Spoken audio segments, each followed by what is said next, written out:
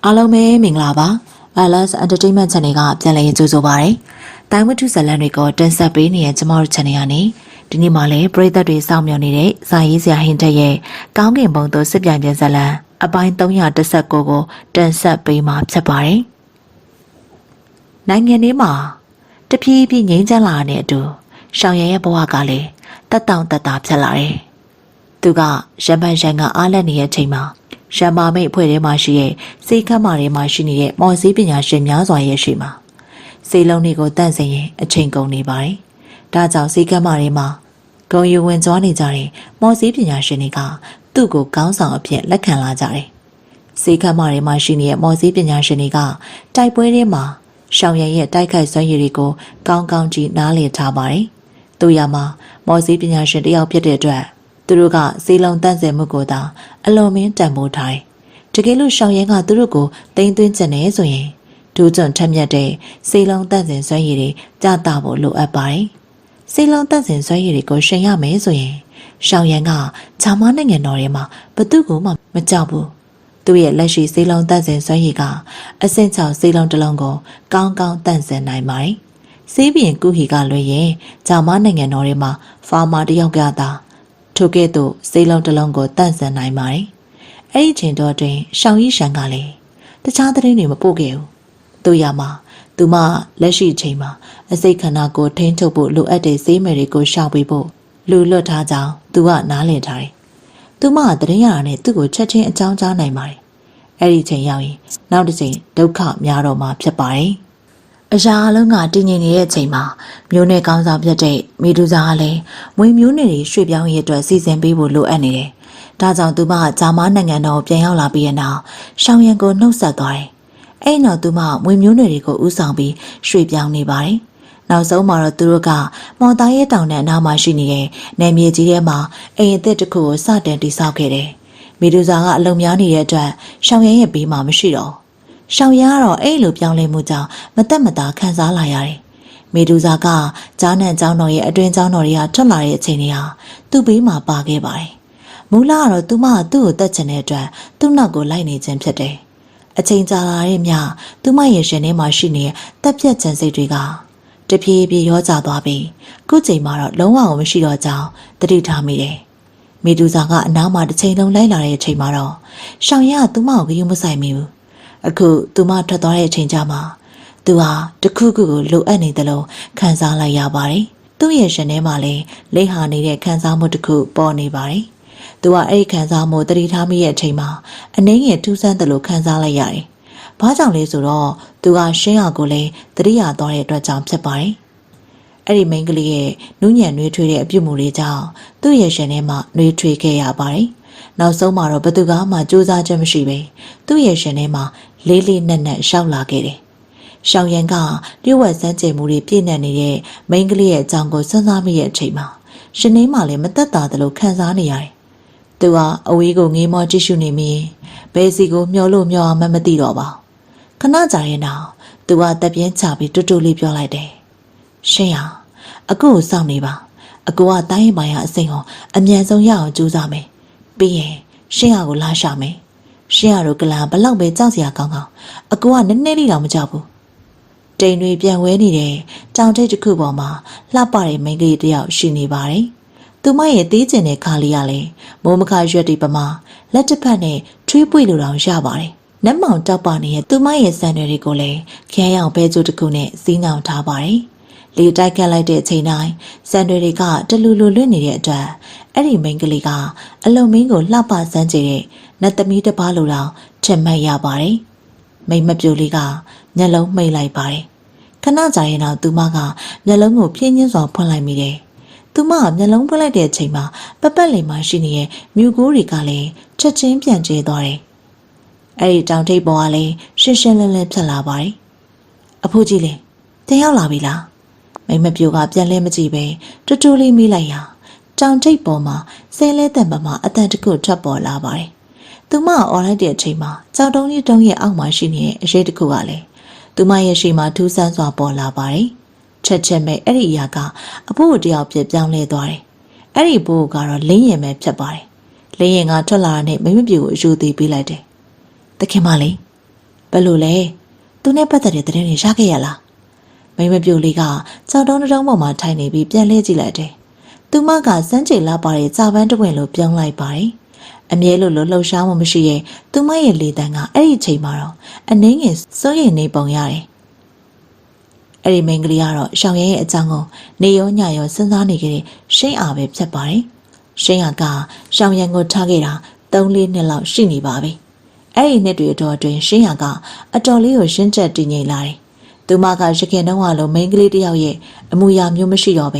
ဲသူမရဲ့ရှင်ထဲမှာလည်းဂရုမစိုက်တဲ့ခံစားမှုတွေပြည့်နေလာတယ်။တို့ရမှာသူမကဘလို့ပဲပြောင်းလဲစီကမှမပြောင်းလဲပဲကြံနေတဲ့အရာကတော့ရှိနေပါသေးတယ်။သူမကဘလောက်ပဲတည်ငြိမ်စီကမှအဲ့ဒီနာမည်နဲ့ပတ်သက်တဲ့သတင်းတွေကိုကြားလိုက်ရတဲ့အချိန်တိုင်းအမြဲလို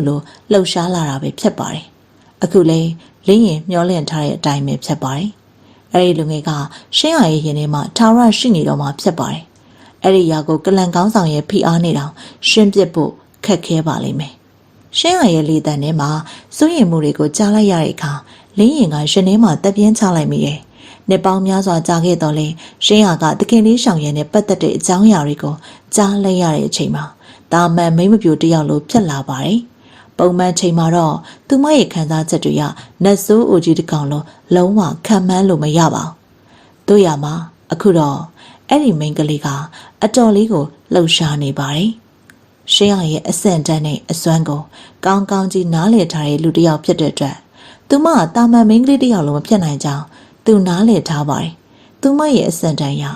တာမန်မဟုတ်နိုင်သူမနဲ့လိုက်ဖက်တဲ့လူတစ်ယောက်ကလေဒီတူကြီးကုန်းမြေကြီးပေါ်မှာအထူးစွန်ဆုံးလူတစ်ယောက်သေချာပေါက်ဖြစ်ရမှာပါ။တို့ရမှာရှောင်ရံကတော့အဲ့ဒီအဆင့်ကြီးရောက်နိုင်မလား။သူကသေချာမပြောနိုင်ပါဘူး။လင်းရင်ရဲ့ရှင်ထဲမှာသူကဲ့သို့အတွေ့မျိုးပေါ်လာတော့လေသူ့ရဲ့မျက်နှာအနှင်းငယ်လှရှားနေတယ်။သူကအပြုံးနဲ့ခေါင်းချင်းပြလိုက်ပြီး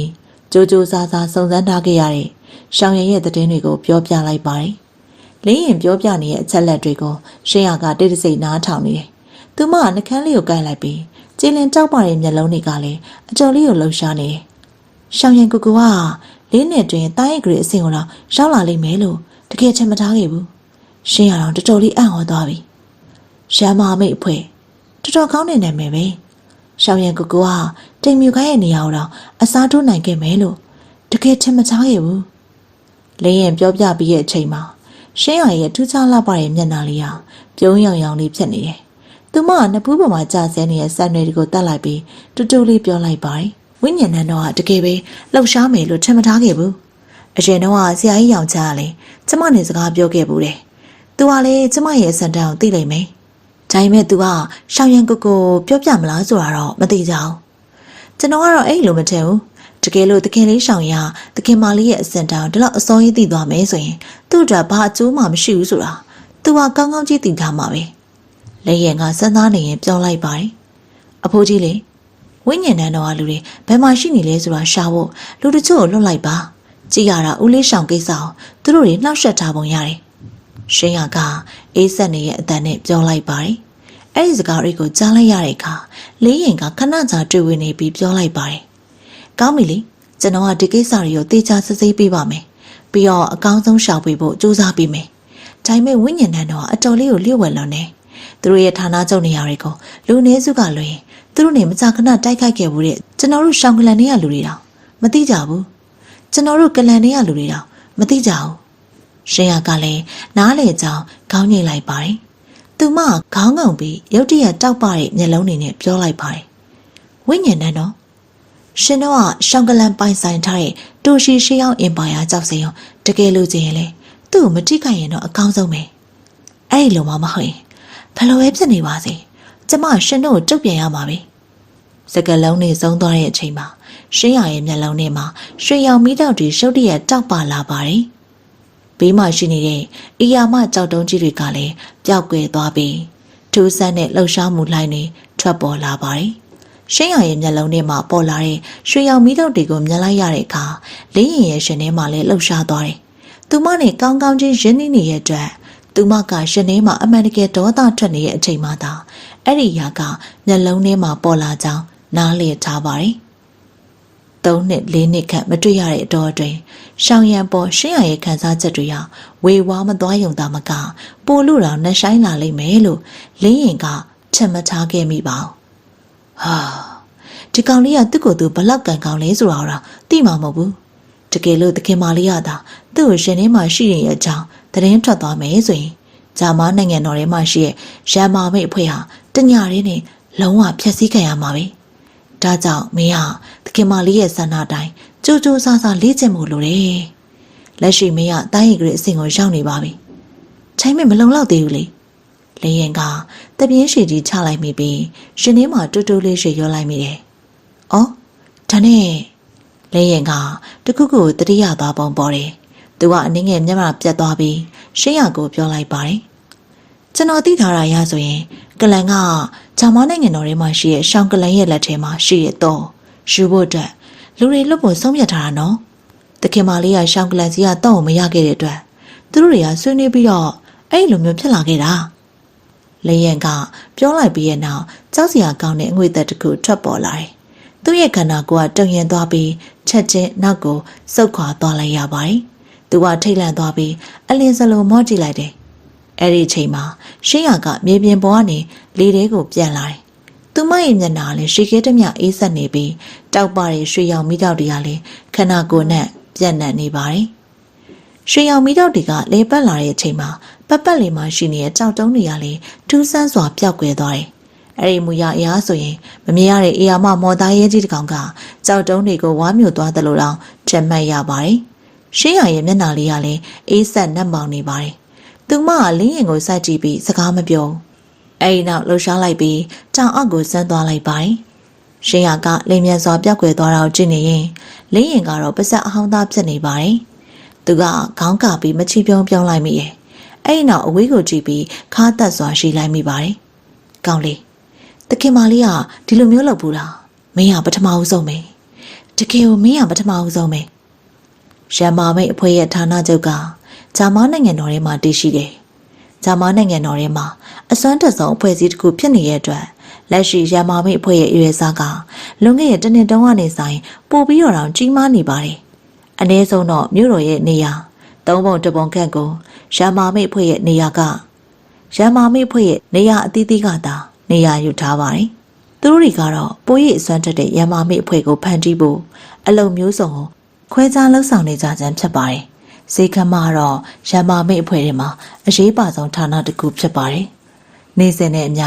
အဲ့ဒီနေရာကဈေးလုံးမောင်းများစွာထွက်ပေါ်လာတယ်။အဲ့ဒီနောက်အဲ့ဒီဈေးလုံးတွေကကုံသွေးခမ်းမစီကိုရောက်သွားပြီးပထမရန်စားကလန်ရဲ့လမ်းကြောင်းတွေကတဆင်ဂျာမန်နိုင်ငံတော်နေရာအနှံ့ကိုလင်းမြန်စွာရောင်းချပေးနေကြတယ်။လက်ရှိရန်မာမိတ်အဖွဲ့ကဂျာမန်နိုင်ငံတော်ထဲမှာနက်နက်ရှိုင်းရှိုင်းကိုအခြေချနေပြီလို့သတ်မှတ်နိုင်ပါတယ်။ဂျာမန်နိုင်ငံတော်ထဲမှာရှိတဲ့လူတွေကလည်းအသက်ဖန်တီးထားတဲ့အဲ့ဒီအဖွဲ့အစည်းနဲ့အတော်လေးကိုရင်းနှီးလာနေပါပြီ။မူလကစောင့်ကြည့်နေကြတဲ့အဖွဲ့အစည်းတချို့ကလည်းမဟာမိတ်အဖွဲ့တွေကိုစတင်ပေါင်းစည်းလာကြတယ်။အဲ့ဒီအတွက်ရန်မာမိတ်အဖွဲ့ကနိုင်ငံတော်ကိုလွှမ်းမိုးထားတဲ့တိမ်မြူကိုင်းထက်တောင်ပို့ပြီးတော့နာမည်ကျော်ကြားနေပါတယ်။စေခမ်းမကတော့မြို့တော်ရဲ့အလယ်မှာရှိနေပါတယ်။နေ့စဉ်နေ့တိုင်းဒီနေရာကိုနိုင်ငံတော်အနှံ့ကမော်စည်းပညာရှင်တွေလျှောက်လာနေကြတယ်။လက်ရှိချိန်မှာအဲ့ဒီနေရာကမော်စည်းပညာရှင်တွေအတွက်အကြီးမားဆုံးလဲလှယ်ရေးနေရာကြီးတစ်ခုဖြစ်ပါတယ်။ရှားပါတဲ့ဈေးမယ်တွေနဲ့ထူးခြားတဲ့ဈေးလုံးတွေကိုနေရာအနှံ့မှာတွေ့နိုင်ပါတယ်။ဒါအပြင်ဂျာမန်နိုင်ငံတော်ကြီးရဲ့တောင်ကုန်းတောင်တန်းတွေထဲမှာပုံအောင်နေပြီးအပြင်ကိုထွက်ဖို့ခက်ခဲတဲ့သူတွေလည်းရှိနေတယ်။ကံကောင်းမယ်ဆိုရင်သူတို့မလိုအပ်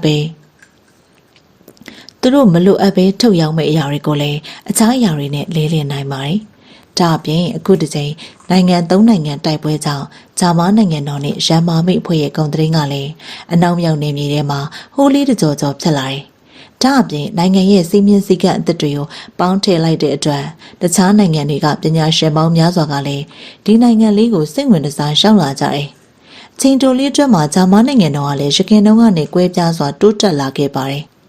လက်ရှိရန်မာမိတ်ဖွဲ့ရဲ့စေခမ်းမကရခင်တုန်းကမော်စည်းပညာရှင်အဖွဲ့အစည်းကိုတောင်ကျော်လွန်နေပါတယ်။စေခမ်းမရဲ့အတွင်းဆုံးနေမြေထဲမှာတော့တပ်ဝင်လှူရှားနေတဲ့ကုံသွေးရေးခမ်းမနဲ့လုံးဝကိုကွဲပြားနေတယ်။အဲ့ဒီနေရာမှာအစ်စ်မြင့်ပြီးတိတ်ဆိတ်တဲ့ဈေးလုံးတန့်စင်ရဲ့အခန်းတွေသာအစံလိုက်ရှိနေပါတယ်။ ဒီနေရာကဈေးလုံးတွေကိုတန့်စင်မှုအတွက်ရန်မာမိတ်အဖွဲ့ရဲ့မော်စည်းပညာရှင်တွေအတွက်အထူးတလဲပြင်ဆင်ပေးထားတဲ့နေရာဖြစ်ပါတယ်။ဈေးလုံးတန့်စင်တဲ့အခန်းတစ်ခန်းစီရဲ့အပြင်ဘက်မှာလည်းအစီကံယောက်ျားလေးတစ်ယောက်နဲ့မိန်းကလေးတစ်ယောက်ရှိနေပါတယ်။တကယ်လို့မော်စည်းပညာရှင်ကတခုခုလိုအပ်တည်ရှိသောသို့မဟုတ်အခြားအရာတစ်ခုကိုလုပ်ဖို့ရှိနေသောအဲ့ဒီစီကံတွေကချက်ချင်းလှုပ်ဆောင်ပေးမှာဖြစ်ပါတယ်။အခန်းကြီးရဲ့အလယ်မှာရှိနေတဲ့အခန်းကျို့ကတော့ရှားပါးတဲ့ခင်းရောင်ကြောက်တုံးတွေနဲ့တိစောက်ထားခြင်းဖြစ်ပါတယ်။ထို့ကဲ့သို့တပ်တူတွေကအပူရှိန်ကိုကာကွယ်ပေးနိုင်ပြီးအပြင်ဘက်ကိုစိမ့်ထွက်မလာအောင်တားဆီးနိုင်ပါတယ်။အဲ့ဒီအရာကစေလုံးတန့်စင်တဲ့အခန်းတွေကိုတိစောက်ဖို့အတွက်အသင့်တော်ဆုံးဖြစ်ပါတယ်။တို့ရမှာအဲ့ဒီအရာရဲ့ရှားပါးမှုကြောင့်မော်စည်းပညာရှင်တွေကကိုယ့်အတွက်ကိုမတိစောက်နိုင်ကြဘူး။တို့ရမှာရမမိတ်ဖွဲ့ကတော့အလုံးမင်းကိုကြွေဝချမ်းသာပြီးအစွမ်းထပ်ပါတယ်။တို့ကြောင့်ဤကဲ့သို့အစိမ့်မြင့်စေလုံးတန့်စင်ရဲ့အခန်းတွေကိုတိစောက်ခြင်းကပြဿနာမရှိဘူး။အဲ့ဒီအစိမ့်မြင့်စေလုံးတန့်စင်ရဲ့အခန်းတွေကိုစေခတ်မာတွေမှာအစင်လေးနဲ့အထက်မော်စည်းပညာရှင်တွေသာအသုံးပြုနိုင်ပါတယ်။တာမန်မော်စည်းပညာရှင်တွေကတော့အပြင်ဘက်နေမြေထဲမှာရှိနေတဲ့စေလုံးတန့်စင်ရဲ့အခန်းတွေကိုသာသုံးနိုင်ပါတယ်။ထို့ကဲ့သို့အဆင့်ခွဲခြားထားမှုကြောင့်ပထမတော့မော်စည်းပညာရှင်တွေကမကြည်မနှက်ဖြစ်ခဲ့ကြတယ်။တို့ရမှာအချိန်ကြာလာတဲ့အမျှသူတို့ကအဲ့ဒီအရာကိုမေ့လျော့နေခဲ့ပြီးသူတို့ရဲ့စိတ်ဓာတ်ကိုအကောင်းဆုံးလှုံ့ဆော်ပေးနိုင်တဲ့အရာတစ်ခုဖြစ်လာပါတယ်။မော်စည်းပညာရှင်တွေ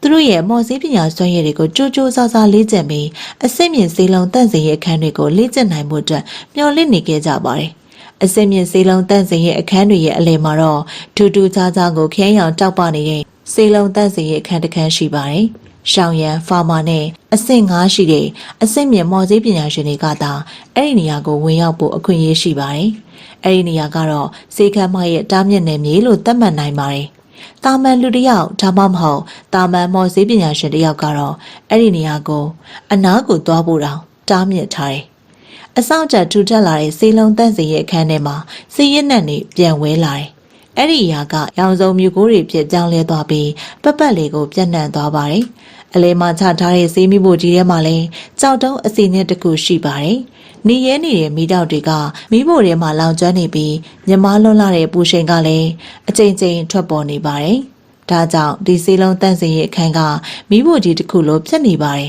။ကြောက်တုံးအစီနဲ့ရဲ့ပတ်ပတ်လေးမှာလူအနေငယ်ရက်နေကြတယ်။သူတို့ကစေးမိဖို့ရဲ့အတွင်းထဲကိုတင်းငိမ့်စွာစိုက်ကြည့်နေမိကြပါတယ်။သူတို့ရဲ့လက်ထဲမှာရှိနေတဲ့တစိမ့်တွေကလည်းပြောင်းလဲနေပြီးစေးမိဖို့ထဲမှာရှိနေတဲ့မီးတောက်တွေကလည်းတိမ်မွေ့စွာလှုပ်ရှားလာပါတယ်။အဲဒီနောက်တန့်စင်ထားတဲ့စေးမယ်ပေါင်းစုံရောက်လာပါတယ်။စေးလုံးတန့်စင်တဲ့အလုပ်ကိုလူခဲပြီးတော့လှုပ်ဖို့ပြောတဲ့ခေါင်းဆောင်ရဲ့နေလားတကယ်ကိုအကျိုးရှိရပဲ။ငကူကတော့အဲ့ဒီအစင်ကားမော်စည်းပညာရှင်တွေဟာအသက်ဝါမျိုးစေးလုံးကိုတန့်စင်ဖို့အတွက်တော်တော်လေးကိုခက်ခဲခဲ့တယ်။ဒါပေမဲ့အခုတော့ကျွန်တော်တို့ပူပေါင်းပြီးလှုပ်လိုက်တဲ့အတွက်အောင်မြင်မှုရာခိုင်နှုန်းကတော်တော်လေးတက်လာတယ်။ကျွန်တော်တို့ကဒါတယောက်နဲ့တယောက်ပို့ပြီးတော့နားလည်လာမယ်ဆိုရင်အောင်မြင်မှုရာခိုင်နှုန်းကလည်းနောက်တစ်ချိန်ထပ်ပြီးမြင့်တက်လာမှာပဲ။အဲ့ဒီအချိန်ကျရင်အသက်ဝါမျိုးစေးလုံးရဲ့တန့်စင်မှုအရှိန်ဟာတော်တော်လေးမြန်လာလိမ့်မယ်။စေးမိဖို့ထဲမှာလှုပ်ရှားနေတဲ့စေးမယ်တွေကိုကြည့်နေရင်ဖာမာကပြုံးလိုက်ပါတယ်။သူကကောင်းချင်းပြလိုက်ပြီးရှောင်းရဲရဲ့ပခုံးပုတ်လိုက်တယ်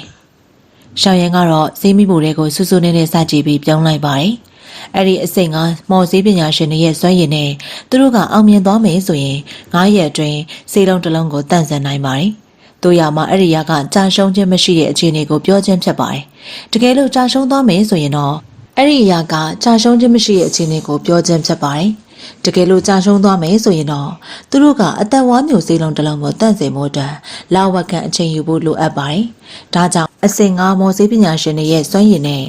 အသက်ဝါမျိုးစေးလုံးကိုတန့်စင်တဲ့အချိန်မှာစွမ်းအားကုန်ဆုံးမှုကအတော်လေးကိုများပြားတယ်။သူတို့ကတစ်ချိန်နဲ့အောင်မြင်မြတ်တန့်စင်မှုအလွန်မင်းခက်ခဲပါတယ်။ဒါကြောင့်အစိမ်9မော်စည်းပညာရှင်6ယောက်ကစေးလုံးတန့်စင်ရေးအခန်းထဲမှာအဖွဲနှစ်ဖွဲခွဲပြီးတန့်စင်နေကြတယ်။အဲ့ဒီအဖွဲနှစ်ဖွဲကတလဲစီတန့်စင်နေကြပါတယ်။အဲ့လိုဆိုရင်သူတို့ကအချိန်ကြာကြာခံနေရရှိမှာဖြစ်ပါတယ်။တို့ရမှာအဲ့ဒီလိုကူးပြောင်းမှုကတော်တော်လေးကိုပူပေါင်းဆောင်ရွက်မှုအားကောင်းမှုလိုအပ်ပါတယ်။သူတို့ကဤကဲ့သို့ပူပေါင်းဆောင်ရွက်မှုကိုရရှိဖို့အတွက်လက်ထဲမှာပျက်စီးသွားခဲ့တဲ့စေးမယ်တွေကလည်းအတော်လေးကိုများပြားတယ်။အသက်ဝါမျိုးစေးလုံးနှလုံးကတော့တန့်စင်ပြီးသွားပြီ။ပြီးတော့အဖိုးကြီးဟိုက်ကိုယာယီထိန်းသိမ်းထားခိုင်းတယ်။အသေးခံရဲမတ်တွေကိုပြုစုပြောထောင်မှုကလည်းစနေပြီ။ရှောင်းရန်ကအပြုံးနဲ့ဟိုက်ပိုရန်ကိုလှည့်ကြည့်လိုက်ပါတယ်။အသေးခံတပ်သားတွေစူစီရတာကပြဿနာမရှိပါဘူး။အသက်ဝါမျိုးစေးလုံးကသာဆက်ပြီးတော့ဖန်တီးနေသည်ရန်မာမိတ်အဖွဲ့မှာနှစ်ဝက်အတွင်းတိုင်းပြည်ရဲ့အစဉ်ပညာရှင်10ယောက်လောက်ရလာလိမ့်မယ်။ အဖိုးကြီးဟိုက်ကမုတ်စိတ်မွေးကိုတက်ပြီးရှိလိုက်ပါတယ်တကယ်လို့စိတ်လုံးတန့်စင်တဲ့အချိန်ကနည်းနည်းတိုးတက်လာမယ်ဆိုရင်တော့အကောင်းဆုံးပဲ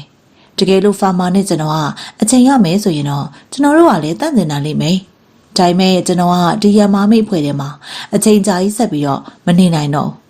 ကျွန်တော်ကခီးသွားကြရရှိနေသေးတယ်အဲ့ဒီချိန်ကျရင်အားလုံးကအကြီးကဲဖာမာစီကိုပဲလွှဲထားရမှာပဲရှောင်းရင်ကသူ့အတွေးကိုပြောပြလိုက်ပါတယ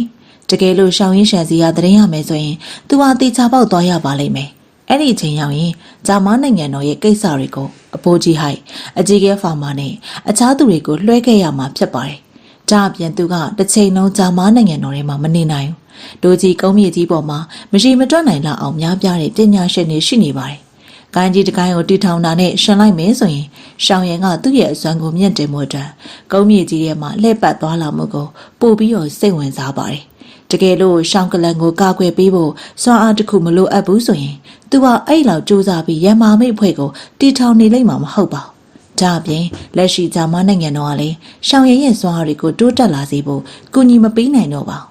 ခြေပြန့်လောလာတဲ့ဒိုကြီးကုန်းမြေကြီးကသာရှောင်းရဲ့အစွမ်းကိုမြင့်တက်လာစေဖို့ကူညီပေးနိုင်ပါတယ်ဒါအပြင်သူကရွှဲတော်နဲ့သူ့အဖေတို့ကိုကဲ့တင်ပြီးရှင်းအားကိုရှာဖွေဖို့အတွက်လုံလောက်တဲ့စွမ်းအားတွေလည်းလိုအပ်နေပါသေးတယ်ဒါကြောင့်လက်ရှိရှောင်းရင်ကစွမ်းအားတွေကိုထူးထူးခြားခြားဆာလောင်မသိနေတယ်။လက်ရှိရှောင်းရင်ကရမာမိတ်ဖွဲ့ထဲမှာရှိတဲ့ကိစ္စကြီးတွေကိုဂရုတစိုက်စီစဉ်ပေးပြီးရနောက်စိတ်အေးလက်အေးနဲ့မြန်မြန်ဆန်ဆန်ထွက်သွားဖို့ပြင်ဆင်ထားခဲ့ပါတယ်။ရှောင်းရင်ကဒိုကြီးကုန်းမြေကြီးအနံ့လှည့်ပတ်သွားလာနေတဲ့ပညာရှင်တွေနဲ့တွေ့ဖို့မျှော်လင့်နေပါတယ်။ဒီဖို့ရတော့အကောင်းဆုံးလုပ်မှာပါပဲ။ဒါပေမဲ့ဂျာမန်နိုင်ငံတော်ထဲမှာဒီကိစ္စတွေနဲ့ပတ်သက်ပြီးငါ့တက်ပို့ပြီးတင့်တော်တဲ့လူတစ်ယောက်ရှိတယ်။တကယ်လို့သူကသာအသက်ဝါမြူစီလုံးတန့်စင်မှုကိုကြည့်ချက်မယ်ဆိုရင်ရလက်က2ဆလောက်ပို့ပြီးတိုးတက်လာလိမ့်မယ်။ဖာမာကအပြုံးနဲ့ပြောလိုက်ပါတယ်။ဟုတ်လား။ဘာလို့လဲ။ရှောင်းရင်ကဇဝေဇဝါအမူအရာနဲ့မေးလိုက်ပါတယ်။အဲ့ဒီစကားကိုကြားလိုက်ရတဲ့အခါသူကမှင်သက်သွားတယ်လို့ခံစားလိုက်ရတယ်။စေးပြင်ကုဟီလေ။ဖာမာကစဉ်းစားနေပြီးပြောလိုက်ပါတယ်။အဲ့ဒီနာမည်ကိုကြားလိုက်ရတဲ့အခါရှောင်းရင်ကမျက်မှောင်ကျုံလိုက်တယ်။သူကချက်ချင်းကောင်းညိပြီးသဘောတူလိုက်ပါတယ်။စေလုံးတန့်စင်စွမ်းရည်ကတော့ခုရီကိုတန်တရားရှိကြမလို့ပါဘူးဒါပေမဲ့သူနဲ့ကျွန်တော်ရဲ့ပတ်သက်မှုတွေကသူကကျွန်တော်ကိုကူညီပေးဖို့တော့မလွယ်ဘူးမလားခုရီနဲ့ခေါင်းဆောင်တော့ပြဿနာဖြစ်ခဲ့ကြပြီမယ်ဘသူမှသဘောထားသေးသေးနဲ့သူတွေမဟုတ်ကြအောင်လေဒါကြောင့်ခေါင်းဆောင်တို့နှစ်ယောက်လုံးဟာရန်သူတွေမဟုတ်ဘူးလို့သတ်မှတ်လို့ရတယ်ခုရီကမာနာကြီးပဲမယ်သူကစိတ်ခတ်မတွေကိုပူပအောင်ဆွဲဆောင်လို့မရတာတော့မဟုတ်ပါဘူးဖာမာကရည်ပြီးပြောလိုက်ပါတယ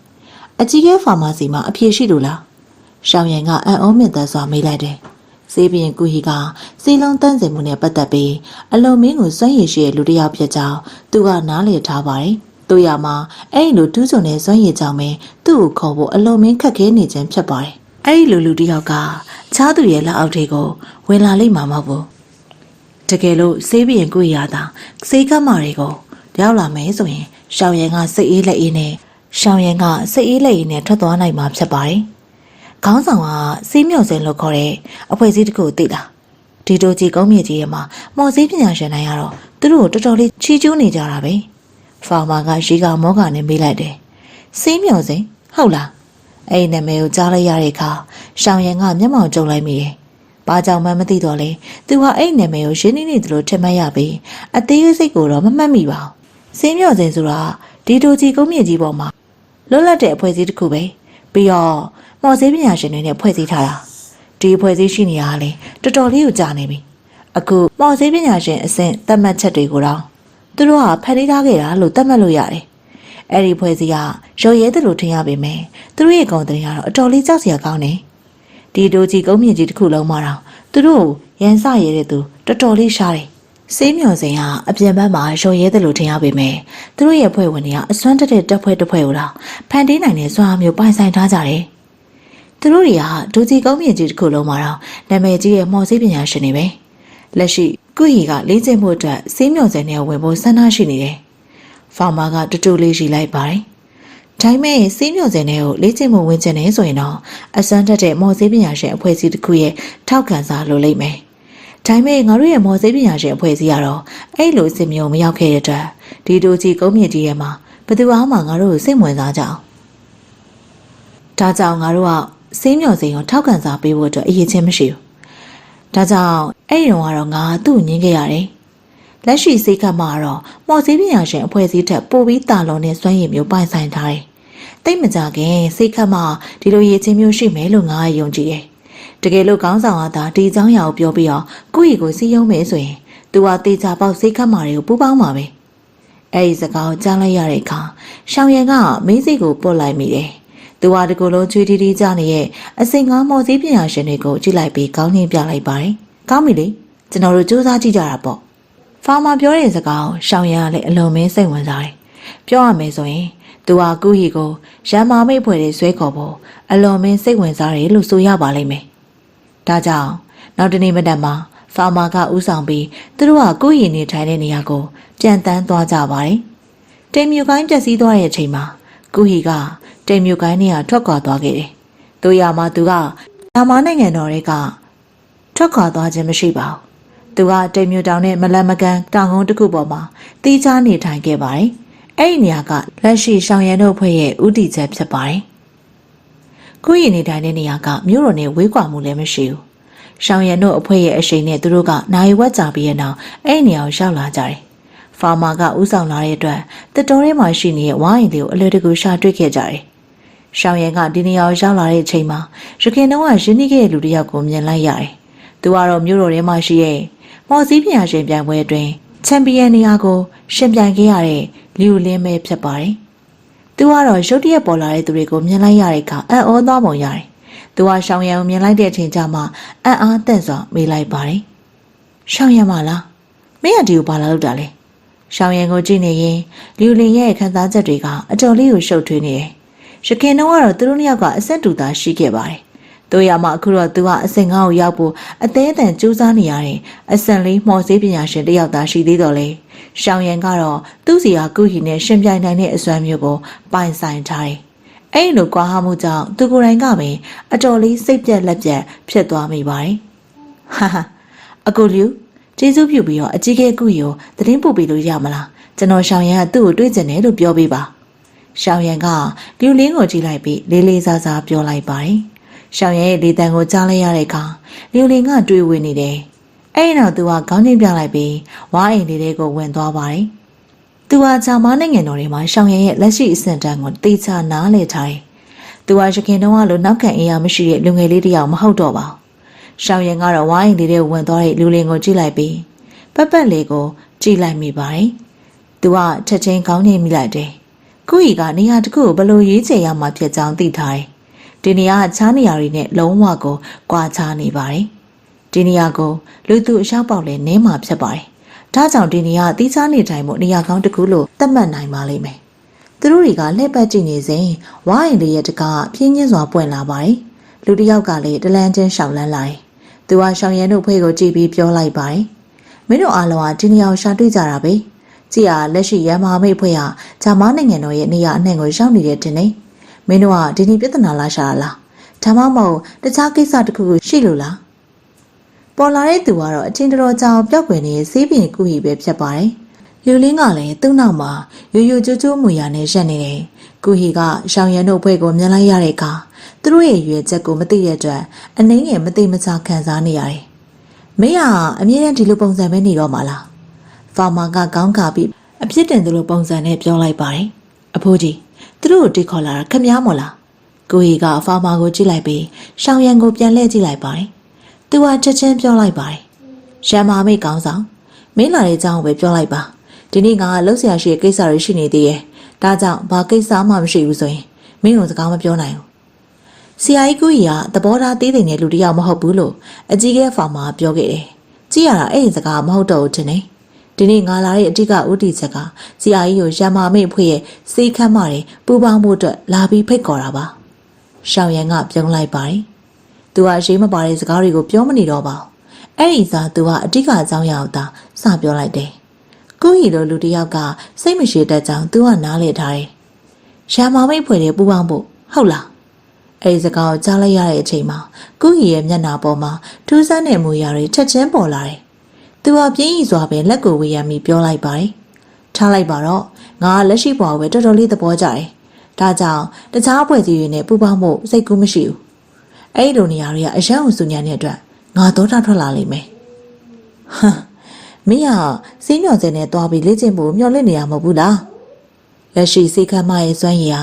အရင်မော်စည်းပညာရှင်အဖွဲ့အစည်းချက်ပို့ပြီးတော့တာလွန်နေနော်တကယ်လို့မင်းကသာပူပေါင်းလိုက်မယ်ဆိုရင်မင်းရဲ့မျှော်လင့်ချက်ကတိတ်မကြခင်ရှောက်လာတော့မှာကိုကြီးရဲ့စကားကိုကြားလိုက်ရတဲ့အခါဖောင်မကအလင်းစလိုဝင်ပြောလိုက်တယ်အဖိုးကြီးဒီကိစ္စနဲ့ကျုပ်ကိုဆွဲဆောင်ဖို့စဉ်းစားမနေနဲ့ကျုပ်ကစေးမြော်စင်နဲ့ဝင်ဖို့အတွက်တခြားနည်းလမ်းတွေမရှိဘူးလို့ထင်နေတာလားတကယ်လို့ကျုပ်ကသာဂျာမန်နိုင်ငံတော်ရဲ့တယောက်မဟုတ်ဘူးဆိုရင်ကျုပ်ရဲ့မော်စည်းပညာရှင်အစွမ်းနဲ့ဘယ်နေရာကိုပဲသွားအစွမ်းတက်အဖွဲ့အစည်းတွေကခေါ်ကြမှာပဲကူဟီကအေးဆက်စွာရှိလိုက်ပါတယ်သူ့စကားကိုကြားလိုက်ရတဲ့အခါဖောင်မကဘာပြောမှမသိတော့သူကရှောင်းရံကိုရှဲ့ရွံ့စွာနဲ့ကြည့်လိုက်ပါတယ်ကိုကြီးကဘယ်နေရာကိုပဲသွားအစွမ်းတက်ဒိုးကြီးကုန်းမြေကြီးပေါ်မှာအစွမ်းတက်အဖွဲ့အစည်းတွေကခေါ်ဆောင်မှဖြစ်ကြောင်းသူကလည်းနားလည်ထားတယ်။ဘလို့ပဲဖြစ်ဖြစ်အစင်းကြောင့်မော်စည်းပညာရှင်တယောက်ကနေရာတိုင်းရှာတွေ့နိုင်တဲ့လူတစ်ယောက်မဟုတ်ပါဘူး။ဖာမာပြောလိုက်တဲ့ဆွဲဆောင်မှုကထင်ထားတဲ့ရှားလက်မျိုးမရတာကိုမြင်လိုက်ရတဲ့အခါရှောင်ရကလည်းဘာပြောအောင်မှမသိဖြစ်သွားတယ်။အဲ့ဒီယာကကိုကြီးကိုအနှင်းငယ်တောင်ဆွဲဆောင်နိုင်ခြင်းမရှိဘူး။အဲ့ဒီဘိုးကြီးကအမှန်တကယ်ပဲမှားယွင်းသွားပြီဖြစ်ပါတယ်။ရှောင်းရံကကြည့်နေတာကိုမြင်လိုက်ရတဲ့အခါဖောင်မာကရှက်ရွံ့သွားပါတယ်။ဆရာကြီးကူကြီးဒါဆိုရင်ခမရကတခြားနိုင်ငံမှာရှိတဲ့မော်စည်းပညာရှင်အဖွဲ့အစည်းတွေကိုလည်းစိတ်ဝင်စားပုံမရအောင်။ဒါဆိုရင်ခမရကရန်မာမိတ်အဖွဲ့ကိုပူးပေါင်းလို့ရောမဖြစ်ဘူးလား။ဒါကကျွန်တော်တို့နှစ်ယောက်ရဲ့ပြဿနာတွေကြောင့်လား။ရှောင်းရံကကူကြီးကိုကြည့်ပြီးဖြင်းချင်းစွာပြောလိုက်ပါတယ်။ကူကြီးကမျက်မှောင်ကျုံလိုက်ပြီးရှောင်းရံကိုတေချာကြည့်လိုက်ပါတယ်။အဲဒီနောက်သူကတင်းငိမ့်စွာမေးလိုက်တယ်။မင်းကတကယ်ပဲငါ့ကိုရန်မာမိတ်ဖွဲ့တွေခေါ်ကြတာလားဆရာကြီးကူကြီးရဲ့စိတ်လုံးတန့်စင်စွမ်းရည်နဲ့ဘယ်အဖွဲ့မျိုးမဆိုလက်လျှော့မှာမဟုတ်ဘူးလေရှောင်းရံကလက်ကပြပြီးပြောလိုက်ပါတယ်တကယ်လို့ငါပူပေါင်းမယ်ဆိုရင်လည်းမခက်ပါဘူးဒါပေမဲ့မင်းကအခြေအနေတစ်ခုတော့သဘောတူရမယ်ကူဟီကရှောင်းရံကိုကြည့်လိုက်ပါတယ်ခဏကြာရဲ့နောက်သူကမျက်မှောင်ကျုံပြီးပြောလိုက်ပါတယ်ဘယ်လိုအခြေအနေမျိုးလဲရှောင်းရံကချက်ချင်းသဘောမတူသေးပဲတတိထားတဲ့အမူအရာနဲ့မေးလိုက်ပါတယ်ပရိသတ်များရှင်အခုတင်ဆက်ပေးနေတဲ့စာရေးဆရာဟင်ချက်ရဲ့ကောင်းကင်ဘုံသို့စပြခြင်းဇာတ်လမ်းအခန်းဆက်လေးကိုကျမတို့ LS Entertainment Channel ကတင်ဆက်ပေးအောင်ပါမို့ပရိသတ်တွေကစောင့်မျှော်ပြီးနားဆင်ပါအောင်နော်နားဆင်အားပေးခဲ့တဲ့အတွက်ကျေးဇူးတင်ပါတယ်